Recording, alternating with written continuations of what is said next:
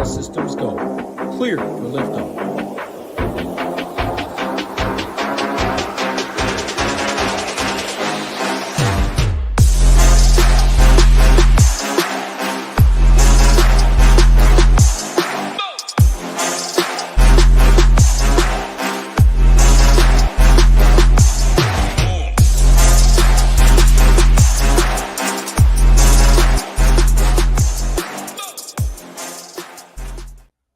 Hey there, everyone, and happy race day, and welcome to this week's NASCAR Quick Hit here at SHIPIT Nation.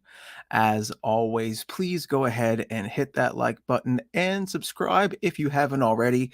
It really does go a long way in helping us with the YouTube algorithm. Before we break down today's EchoPark Automotive Texas Grand Prix at the Circuit of the Americas, let's of course mention code HOOP15.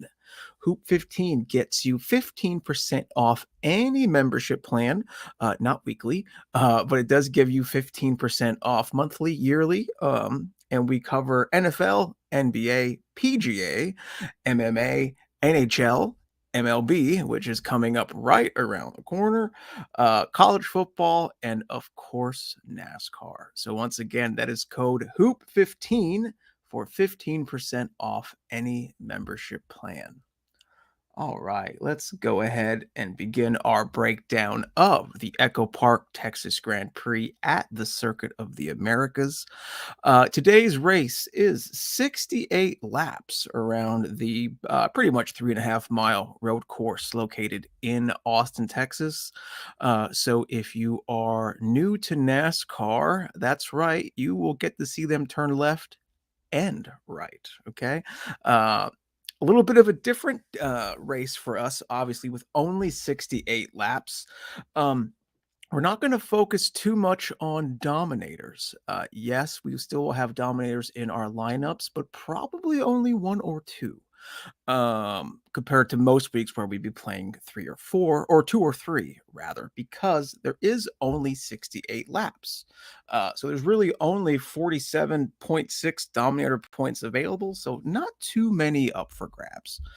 Of course, green flag time is at 3:30 p.m. Eastern, and in America, once again, it is on the Fox networks, but for our fine friends in Canada, programming alert, it will be on CTV2. I am very much located in America, so I have no idea what CTV2 is. However, I have researched this, and because of March Madness this week for Canada, the NASCAR race will be on CTV2. So if you are in Canada and you enjoy this, don't miss out. CTV2 at 3:30 p.m. Eastern. All right, let's go ahead and break down 4 of my favorite plays of the slate. Let me switch to my screenshot view here. One thing I quickly want to mention, and this is really for the SHIPIT Nation members, but really for you, YouTube, as well. We have added the driver name and their practice group here on the right side of the Rosetta Stone. I currently have that colored neon green and yellow on backgrounds. That's probably not the best color choosing on my part. So if this is not easy on your eyes, please just let me know and I will work on those color choices for next week's race.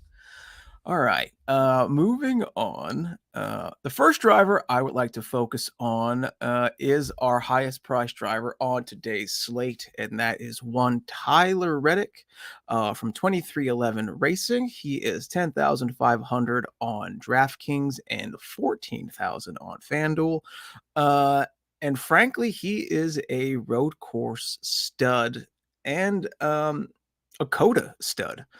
While there has only been 3 races at COTA, and 2 of them being next gen, Reddick has starts of 4th and 2nd, and he paired those starts with finishes of 5th and 1st. Okay. And that first place finish was just last year's race, and I believe he led like 46 or 47 laps. He dominated the thing. Okay. He is the highest priced driver on DraftKings. Like I mentioned, he qualified 3rd. And I do expect him to get up towards the front by the end of today's race. Next up is down here at 8,700 on DraftKings, 11,500 on FanDuel. Ty Gibbs, the youngest member of Joe Gibbs Racing, has been impressive. In the Xfinity Series, Ty Gibbs has been a road course ace.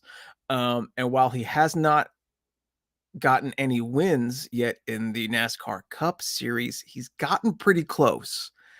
Is this the week we see Ty Gibbs finally cross the finish line first and get his first NASCAR victory?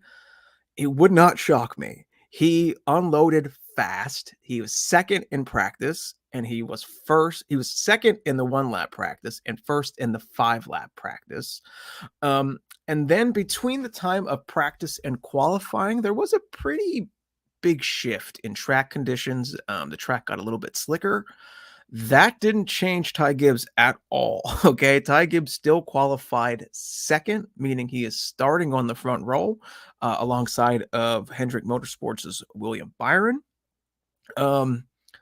Personally, I expect Ty Gibbs to get out front in this race at the start and lead. Will that happen? Will Willie B get the jump? Who knows? But Ty Gibbs has been knocking on the door, and I think he's ready to burst the damn thing down. I am big on Ty Gibbs today, and I think we might see him finally notch his first victory. Hopefully, we will see.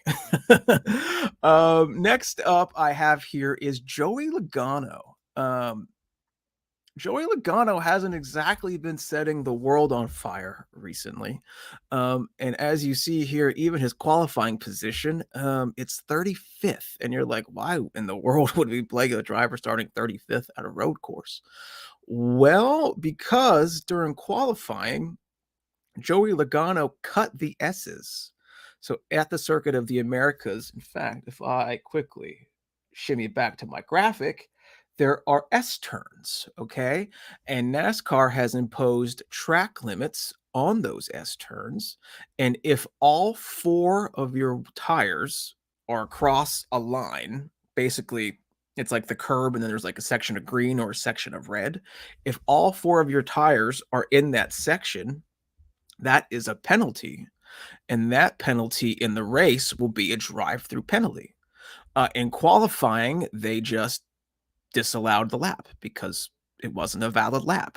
Because of that, he qualified 35th as he did not have a chance to get a second faster lap on the board. Joey Logano at $7,400 starting 35th. I'll take the place differential upside all day on that one. And speaking of place differential upside, we're going to go down to, let's see here, my final driver that I would like to speak about today, Noah Gragson. Noah Gragson is starting dead last in 39th at the Circuit of the Americas today. And that's because during his qualifying lap, I believe it was Daniel Suarez lost control or somehow had a mishap in front of him, which caused Noah Gragson to lock up the brakes and flat spot his tires. Flat spotting your tires means basically when you lock up your brakes and your tires skid, a flat spot develops on the once round tire. So you can't go really fast if part of your tire is literally flat and straight, right?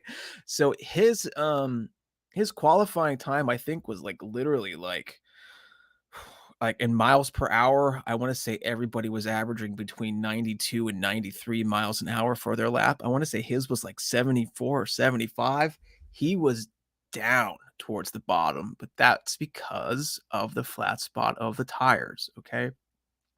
One thing about Noah, if you've been watching NASCAR this season, you will see that Noah has been the shining light of the Stewart-Haas organization. And he can't gain you any negative points because he's starting dead last. All right. Starting dead last, $6,500. 23rd in the 1-lap speeds, not the best. But he did rank 7th in the 5-lap speeds, which is pretty good considering I want to say like 25 drivers. Yeah, 25 drivers did take 5-lap runs, and he was 7th. Okay, so much like Joey Logano, I will also take the cheap upside with Noah Gragson, dead last, $6,500. Can't score you negative points, and he can only go up, which is what we are looking for. So that is everything I have for today's NASCAR Quick Hit. I apologize. I feel like I'm cutting this a little bit short. My wife and I have both been down with the stomach bug. So I do apologize if this hasn't been as funny or jovial as usual. But as always, I will be in the Discord, the game. I'm Eric, the game in Discord. So if you have any questions, please feel free to tag me. And that's all I have for now because I have a core report and a slate plan to work on for the SHIPIT Nation website. So once again, real quick before I wrap up, code HOOP15 gives you 15% off a monthly or yearly plan at SHIPIT Nation. And we cover NFL, NBA, PGA, which the Valspar tournament's going on right now, MMA, there's a UFC show on tonight, NHL, MLB, which is just around the corner, college football, which will be here before you know it, and of course, our favorite, NASCAR. All right, so please, everybody, once again, if you have any questions on the slate, please reach out to me on Discord as I am the game. And as always, let's go ahead and ship it. Have a fun week, everybody. Let's win some tournaments.